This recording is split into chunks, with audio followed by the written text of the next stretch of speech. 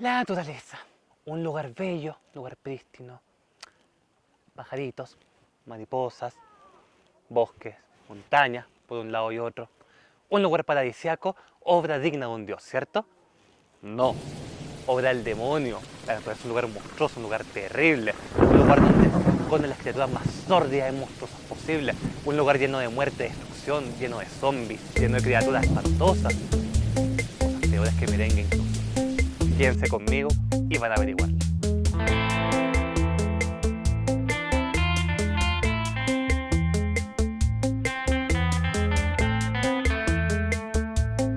Muy buenas a todos, bienvenidos a un nuevo espacio de este capítulo de Entre Ciencia y Ficción. En esta ocasión quisiera hablarles de la película más rara que he visto en mi vida, que se llama Upstream Color. Y bueno, esta película es una típica historia de amor entre dos jóvenes, Jeff y Chris, muy típica, excepto que son dos individuos con sus almas rotas, excepto que están íntimamente ligados a un nivel vital con unos cerdos, excepto que no tienen idea de qué es lo que les está pasando, excepto que no son capaces de describir nada de su realidad ni entender su propio amor, y que todo esto lo causa un pequeño parásito. Al principio se nos presenta la figura de un ladrón, un personaje que ha desarrollado un sistema infalible para conseguir dinero. Va a una floristería donde compra unas orquídeas azules que tienen un tipo de gusano, el cual genera una sustancia que crea un vínculo temporal entre las personas que la consumen.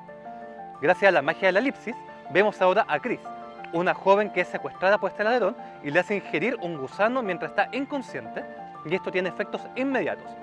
Chris se vuelve totalmente obediente, crédula y parece haber perdido todo control sobre sí misma. La metodología del ladrón es siempre igual. La lleva a su casa, donde se aprovecha de su estado para manipularla y robarle. No le permite comer ni dormir, probablemente para que no se recupere del estado hipnótico en el que se encuentra. Mientras él duerme, la mantiene ocupada realizando acciones repetitivas y mecanizadas, incluyendo copiar a mano un libro, juega damas sola, se teje una bufanda, etc. El premio mayor por esto es un trago de agua que ella misma se sirve. Durante algunos días, él la engaña para que le firme cheques y vaya a diferentes bancos a pedir préstamos. Cuando acaba su trabajo, se marcha sin más y la deja en casa con el gusano. Chris despierta sin recordar nada, pero se aterra al ver el gusano bajo su piel y trata de sacárselos con un cuchillo, sin éxito. Después, vemos a otro personaje enigmático, el granjero.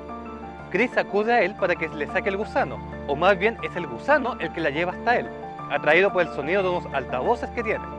Ahí vemos cómo le extrae el gusano y se lo injerta a una cerda, quedando así íntimamente ligada con Chris.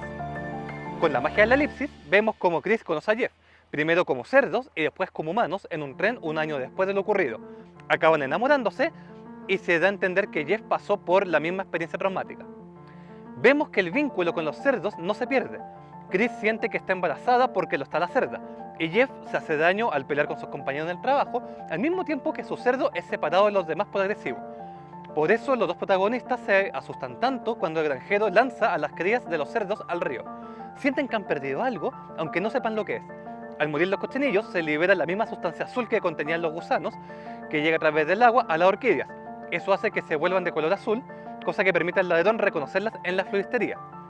Si no tiraran los cerdos, los floristeros no recogerían esas orquídeas y el ladrón no conseguiría los gusanos, por lo que el ciclo se rompería. De algún modo, que me niego a explicar básicamente porque no lo entendí, Chris y Jeff llegan a la propiedad del granjero. Finalmente, Chris mata al granjero porque piensa que él es el ladrón, cuya cara no puede recordar. Entonces, la película no solo alterna el punto de vista de Chris y Jeff, sino también el de los cerdos e incluso el del propio gusano, lo que hace seguir, entender y disfrutar de un momento de relajo viendo esta película se transforme en un verdadero reto. De verdad la película es para verla una, dos o tres veces porque cuesta entenderla. Uno puede pensar que esta película es mucha ficción, absurdo completamente, porque ¿qué es esto de el gusano que controla a sus huéspedes, ¿cierto? Y esta cosa íntima, el ligamiento entre lo que es el ser y lo que es la gente. Y bueno, aquí entra la magia de la naturaleza.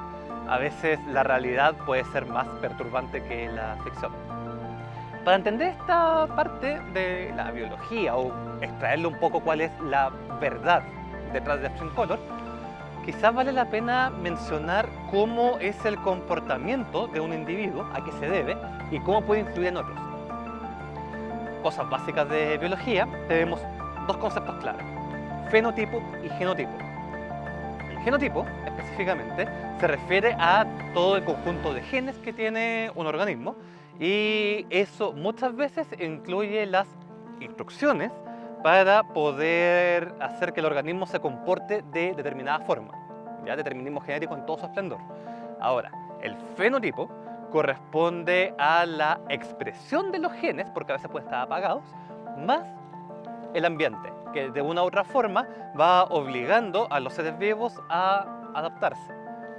En la visión tradicional de las cosas, el genotipo influye sobre el propio organismo, cosa que se escucha bien lógico, y el organismo interactúa con el medio. Ahora, hay una forma distinta y un poquito más perturbante de ver el tema, y es que los genes de un individuo pueden tener su efecto en otros organismos, en otras cosas ajenas al propio cuerpo. Un ejemplo bien simple puede ser la represa de un castor. Si la represa de un castor está determinada en parte por los genes, significa que los genes de ese castor para hacer la represa se expresan en la represa. Ahí hay una forma de hacer una transición suave y llevar los genes desde el organismo hacia afuera. Ahora, ¿qué es lo que pasa si es que la manipulación de estos genes, la manipulación del organismo, no fuese sobre un objeto inmaterial y fuese sobre otro organismo? Les cuento que eso pasa muy seguido, pasa con los parásitos, y es ahí donde entra la magia de Abstract Color. Porque lo que nos muestran acá es que el gusanito es el que al final de cuentas deja atontada a la gente. El gusanito es el que genera este vínculo con los cerdos. Es difícil saber para qué le puede servir el vínculo al gusano entre cerdo y humano, pero lo que es claro es que todo lo que pasa en la película se puede entender si es que la vemos desde la perspectiva del gusano, porque al final de cuentas el gran beneficiado, además del ladrón, es el gusano parásito. Ahora, si ustedes creen que lo peor que puede pasar en la naturaleza es quedar íntimamente ligado a un cerdito, no saben nada. De verdad, la naturaleza puede ser bien cruel, y aquí les traigo algunos de ellos. Los parásitos pueden tener ciclos de vida muy complejos. Si empezamos desde un huevo, estados juveniles, un estado adulto, no es raro que muchas veces tengan que pasar por muchos tipos de organismos intermediarios para llegar a sus distintas fases de ciclo. Algunos casos bien extremos pueden llegar incluso a tener de 5 a 7 hospederos intermedios entre la fase huevo y la fase adulta. Entonces, ¿cómo hace un organismo tan pequeñito, tan frágil, tan indefenso para poder hacer todo este recorrido? Y es ahí donde entra el tema de la manipulación. Muchas veces los organismos por donde pasa el individuo suelen ser presas de otros organismos, que es donde al parásito le conviene continuar. Entonces, ahí entra el sistema de manipulación. Y quizás un ejemplo muy simple y muy impactante es el de un grillo infectado por un nemátodo, que este nemátodo tiene que llegar a una fuente de agua para poder poner sus huevos, y el grillo, si llega a una fuente de agua, se muere. Y lo que podemos ver en este video es que el grillo de hecho salta directamente a la piscina porque el parásito lo controla. Peor para el grillo, ¿qué pasa si el grillo se resiste, intenta aguantar el control mental de este gusano? Se muere. El gusano se vuelve muy virulento y lo termina matando al grillo. Entonces el pobrecito está condenado, porque sí o porque no, se muere. Si creen que el grillo es un pobre ser indefenso digno de lástima, hay cosas mucho peores que la muerte, literalmente. Pensemos, por ejemplo, el caso de una cucaracha. Yo sé que nadie debe ser muy fanático de las cucarachas, pero la verdad de las cosas también pueden ser sujetos de pena y lástima. ¿Por qué? Cuando se encuentra con una avispa, específicamente la avispa esmeralda, la cucaracha puede en verdad ponerse a rezar, puede hacer lo que quiera, está condenada. La avispa tiene la capacidad de inyectarle un veneno que deja paralizada a la cucaracha en sus patas delanteras. Con eso, la cucaracha está totalmente condenada. ¿Por qué? Porque está a merced de la avispa, con la cual puede inyectarle con toda calma un segundo tipo de veneno, con lo cual la cucaracha no es que quede paralizada, pero de alguna forma pierde capacidad de sentir el peligro y salir corriendo, pierde su instinto de huida. Una vez que pasa eso, la avispa toma a la cucaracha de las antenas y la arrastra como a un perrito de su correa. ¿Por qué hace todo esto? Porque la mete en una madriguera que la misma avispa crea y ahí le inyecta un huevo a la cucaracha. Entonces, la avispa sale del nido, tapa este nido, con lo cual le da una sepultura perfecta para la pobre cucaracha, la cual sigue paralizada, pero viva. Está viva. ¿Y por qué es importante eso? Porque el huevito que tiene adentro eclosiona y la mini avispa empieza a devorar a la cucaracha por dentro. Obviamente, primero por todo lo que es la grasa y sus órganos no vitales, dejando para el final lo vital, lo fundamental, de modo que la cucaracha se mantiene viva la mayor cantidad de tiempo posible. Y una vez que es devorada por completo por dentro, sale del interior de la cucaracha la avispa ya adulta para buscar nuevos individuos. Por lo menos la cucaracha fue mínimamente afortunada. Su calvario termina una vez que el individuo sale de su cuerpo. Hay otros que tienen menos suerte. Misma lógica, una avispa, esta vez con una oruga, ¿ya? En este caso, la oruga queda paralizada temporalmente también. Una pequeña avispa le mete un huevo, el huevo también eclosiona, sale el insecto, ¿sí? Le empieza a devorar por dentro. Pero una vez que la avispa sale de la oruga, no termina el trabajo de la oruga, sino que además la avispa en su estado de larva crea un capullo que se queda ahí quietecito esperando a seguir sus procesos de metamorfosis. Y en ese contexto, la oruga, que ya fue víctima de la avispa, se transforma en el mayor guardaespaldas y se dedica a proteger a este capullo con su vida, ¿ya? Para que ningún otro insecto se acerque a lastimar a este capullo.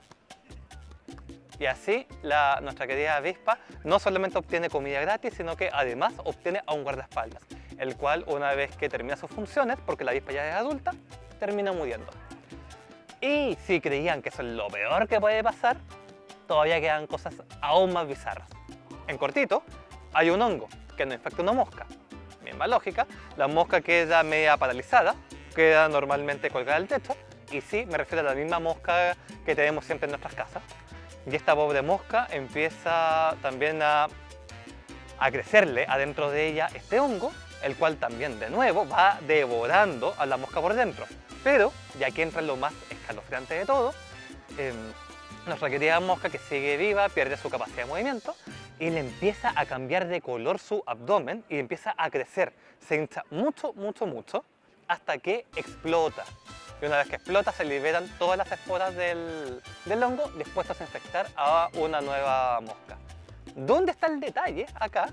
Es que este hongo lo que hace cuando crece el abdomen de la mosca es además provocar que la mosca libere feromonas que la hacen sexualmente irresistible a los machos, con lo cual los machos copulan con este pseudo cadáver y bueno, obviamente el hongo se transmite a través del sexo y eso contribuye a su expansión, con lo cual estamos hablando no solo de manipulación de conducta, sino que además estamos hablando de la provocación sexual necrofílica entre moscas, con lo cual no muy agradable, ¿sí?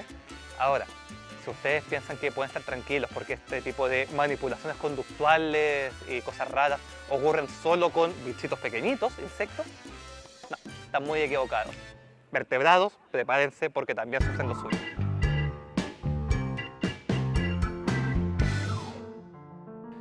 Uno de los casos más increíbles de control mental lo tenemos con animalitos muy cercanos a nosotros. Ocurre con ratones comunes y corrientes y su relación con gatos. Aquí el encargado de todo esto es un pequeño protista, Toxoplasma gondii, toxo para los amigos, que se reproduce, vive feliz y contento dentro del intestino de los gatos. A los gatos no les pasa nada, no se preocupen por eso, por sus gatitos de casa. ¿Qué es lo que pasa? Toxo en el intestino del gatito empieza a poner huevos que son liberados a través de las fecas del gato. Y tienen que, de alguna forma, lograr llegar de nuevo al gato. ¿Cómo lo hace? Bueno, cuando un ratón se infecta con estos huevos, resulta que los toxos, los huevitos, eclosionan y Toxo se va directo al cerebro del ratón. ¿Y qué es lo que pasa ahí? Se encarga de cambiarle la conducta al ratón en dos aspectos fundamentales. Primero, encuentra sexualmente atractiva la orina de gato y segundo, le pierde el miedo a los gatos. Cosa simple y previsible que va a pasar, un ratón en estas condiciones tiene muchísimas más probabilidades de ser comido por gatos. ¿Dónde creo yo que entra el tema más escalofriante acá? Es que la investigación médica normalmente usa ratones porque fisiológicamente son muy parecidos a los seres humanos. Y si un parásito como Toxo es capaz de provocar estos cambios conductuales en los ratones, ¿puede provocar cosas en los humanos? La cosa increíble es que parece que sí. No es que encontremos sexualmente atractiva la orina de gato, aunque hay gente que parece que le gusta un poco el olor a gato, pero lo que sí se ha documentado es que las personas infectadas con Toxo, primero, tienen reflejos más lentos, segundo, curiosamente, tienden a morir más en accidentes de autos, tercero, pareciera haber algunos cambios en la personalidad, también se ha documentado eso, y cuarto, los casos más graves de esquizofrenia han estado asociados también a toxoplasma.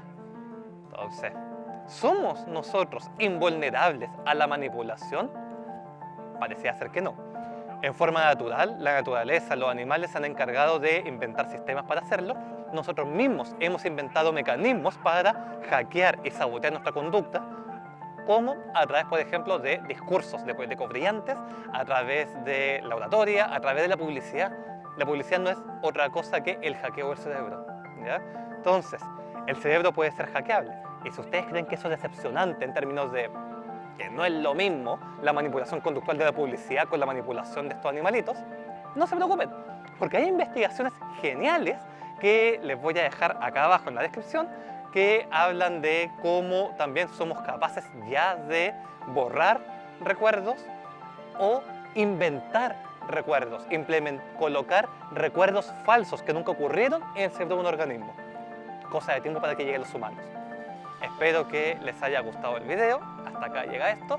Si les ha gustado, denle like, suscríbanse y nos estaremos viendo. Au revoir.